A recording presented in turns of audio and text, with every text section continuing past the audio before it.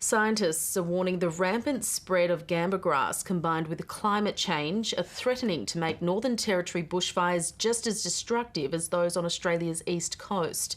The NT has already had property destroyed in catastrophic fire weather conditions this season. Some landholders want the flammable weed banned altogether.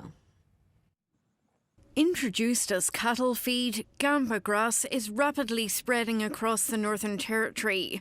There's these little fluffy seeds on the end here. Just the updraft from a fire can take those and they'll just blow away in the wind. It fuels hotter, more intense bushfires than native grasslands. A wall of flames generally. You can see the smoke from miles away before you even get there.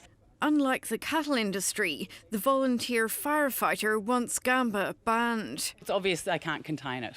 It hasn't been contained. Gamba grass is considered the Northern Territory's most destructive weed.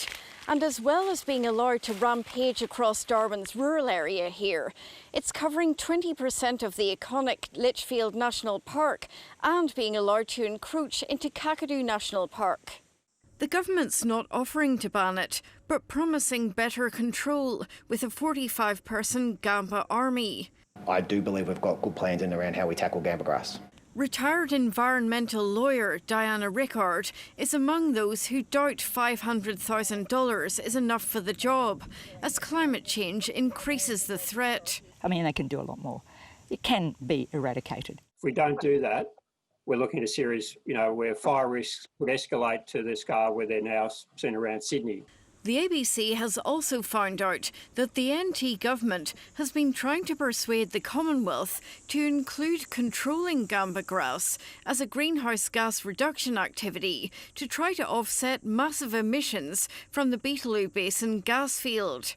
Correspondence obtained under Freedom of Information laws show it asked that the Commonwealth expand the emissions reduction framework to recognise weed management as carbon credits. The Commonwealth rejected the request, saying, one of the requirements is that a project is not already required to be carried out under a law.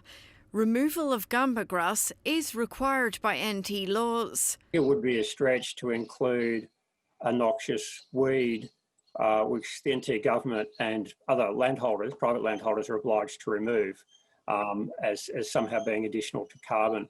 For now, the Territory will have to rely on its own resources to tackle the gamba threat. Jane Bardon, ABC News.